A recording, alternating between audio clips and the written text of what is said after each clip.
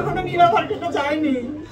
নীলা market তো আমি শুনেছি যে নীলা মার্কেটের হাঁসের মাংস নাকি খুব মজা, যে ভিডিওতে আসে না, একটা মেয়ে রান্না করে। আমি যাবো রিসেন্টলি, এটা নিয়ে খুব কথা হচ্ছে শুনতেছি। তো এটা আমি সত্যিই যাবো হাঁসের মাংস খেতে। মানে আছে না যে একটু বয়স 40-র কাছাকাছি, 40 হতে এখন আমার 5-6 বছর বাকি, সেটা বলছি না, মানে শেষ হতে তো এরকমই হয়ে যাবে মনে করি, এই 3-4-5টা ছবি যেটা আছে। তো এইগুলোই আসলে রিজন, ধর্মের জন্য। আর আরেকটা প্রশ্ন, ফেসবুকে আমরা মাঝে মধ্যে দেখি খুব মজার মজার খাবারের ভিডিও হচ্ছে আপনাদের, আপনি যে কুক করছেন বা অনন্ত ভাই হচ্ছে সেখানে হেল্প করছে বা তাকে খাওয়াচ্ছেন। আসলে এই রান্নার যে ফ্যাসিনেশন, এটা হচ্ছে আসলে কিভাবে গ্রো করলো আপনার মধ্যে? এই রান্নার এই আগ্রহটা আমার মধ্যে আসছে আসলে আমার হাজবেন্ডের সাথে পরিচয়ের পরে থেকে।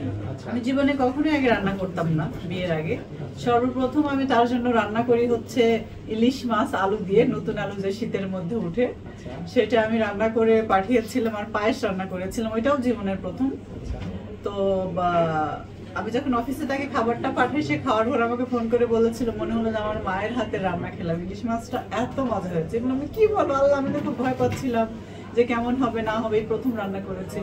মানে কারোর জন্য কোনো কিছু রান্না করলে সে যদি আপনার প্রশংসা করে না, রান্না করার আগ্রহটা বেড়ে যায়। এই জন্যই আর কি, আর রান্না করতে আমার খুব ভালো লাগে, আমার খেতেও ভালো লাগে, রান্না করতেও ভালো লাগে।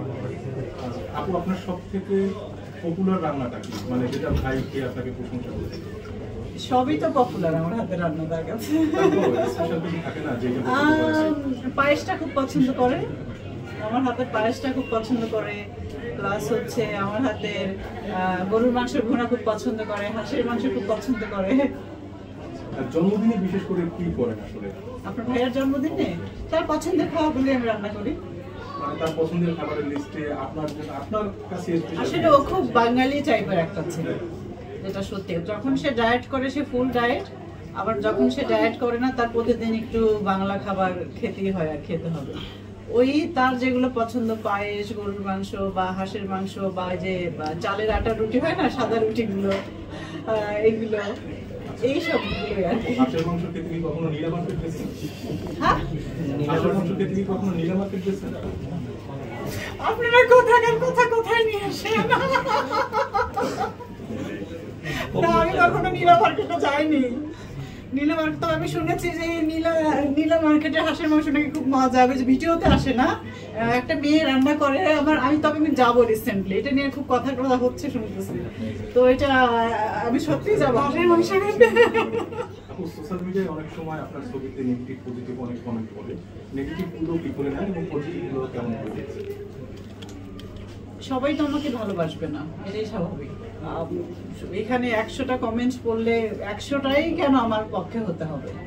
যেগুলো আমার বিপক্ষে হবে, যেগুলো নেগেটিভ থাকে, ওগুলো থেকে আসলে আমি চেষ্টা করি যে কোন জিনিসগুলো তারা আমার পছন্দ করছে না, ডিসলাইক করছে, ওই জিনিসগুলো ঠিক করার চেষ্টা করি আর কি।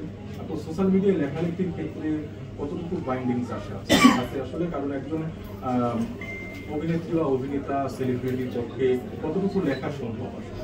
মানে কি যে কোনো বিষয় নিয়ে সঠিকভাবে মত প্রকাশ করতে পারেন কিনা?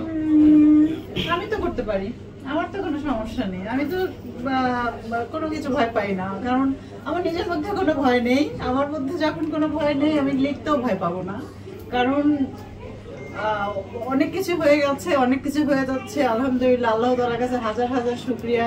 খুব সুন্দর আছি, খুব সুন্দর যাচ্ছি, বিদেশ যাচ্ছি, আসতেছি, যখন এয়ারপোর্টে যাচ্ছি ইমিগ্রেশন পুলিশরা অনেক সম্মান দেয়, অনেক সম্মান আগায় আসে, কথা বলে, ছবি তুলে। ইভেন চলছে ব্যবসা বাণিজ্য অনেক খারাপ চলছে, ঠিক আছে, বাট এই যে সম্মানটা এখনো আছে, এটা তো আসলে টাকা দেখে না সম্ভব নয়। আপনি আমরা রিসেন্টলি দেখেছিলাম যখন দেশের বাইরে গিয়েছিলেন, তো দেশের বাইরে গিয়ে মজার কোনো স্মৃতি আছে কিনা এরকম? প্রতি মাসে আমি বিদেশ যাই, আমার বাসা থেকে বলা যায়, অনেক স্মৃতি বলা মুশকিল। তারপর এমন কিছু স্মৃতি আছে না যে আবার ওই একই দেশে গেলে মনে হয় যে এটা আবার ঘটবে কিনা? লাস্ট রোজার ঈদে মেবি কোথায় গেলাম, টোকিওতে, জাপানে। হ্যাঁ, ওখানে ওই যে অকশন হয় আর কি, টুনা ফিশ, পৃথিবীর সবচেয়ে বড় বড় টুনা ফিশ তারা ধরে নিয়ে এসে, এটা সকালবেলা খুব ভোরে সূর্য ওঠার আগেই আবার এটা বিক্রি হয়ে যায় অকশনে উঠে। তো খুব ভোর 4টার সময় ঘুম থেকে উঠলাম, গেলাম বাচ্চাদেরকে, তো উঠবে না আম্মু কি ফিশ দেখতে, তুমি মার্কেটে নিয়ে যাবো, হোটেলেই থাকি। তাড়াহুড়ো করে গেলাম যে দেখি যে সব ফিশ শেষ। আমরা যাওয়ার আগে ওই দিন আরো আগে তাড়াহুড়ো করে বিক্রি হয়ে গেছে। এটা একটা মজার বিষয় ছিল, যাতে কষ্ট করে ঘুম থেকে উঠে গেলে, এমনি তো 3 ঘন্টা প্লাস জাপান আমাদের দেশ থেকে, তো বুঝতেই পারতেছেন কি অবস্থা ঘুমিয়ে, সেটা একটা। আর কি লাস্ট মনে হয় ব্যাংককে গেলাম, কি একটা খাবার অর্ডার করেছিলাম আমি, মানে আমি জানি যে জিনিসটা এরকম আসবে, বাট এরকম আসেনি।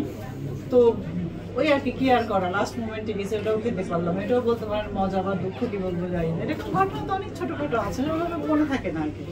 আপু, নায়িকারা বিদেশে গেলে অনেক সমালোচনা হয় ফেসবুকে যখন ছবি দেওয়া হয়, এগুলো কিভাবে নেন? আমার তো কেউ করেনি, তো আমি তো এটার দুঃখ বুঝবো না। আপু, সোশ্যাল মিডিয়ায় আপনার অজান্তেই অনেক সময় অনেক ভিডিও ক্লিপ বা অনেক ছবি ভাইরাল হয়, বা এখন এর যে প্রচলনটা চলছে, কখনো এই ভাইরাল বিড়ম্বনার শিকার হয়েছে? হ্যাঁ, রিসেন্টলি মনে হয়। আপু, আপনি মাঝখানে লুকটা দিন। আমার মনে হয় আমি দাঁড়িয়েছিলাম, জাস্ট আপনার ভাইয়ের পাশে আমি দাঁড়াইছিলাম, একটা মেয়ে মেবি ছবি তুলছিল, সামনে এসে সেলফি তুলছিল, মানে আছে না যেমন এখন আমি একটু আমার কাশি দিব বা হাঁচি দিব বা আমি টিস্যু দিয়ে নাক মুছবো, এটাকে যদি আপনারা এখন টেনে লম্বা করে বলেন না মুখটাকে ভ্যাকসিতে দাঁড়ায় আছে, সো ব্যাড।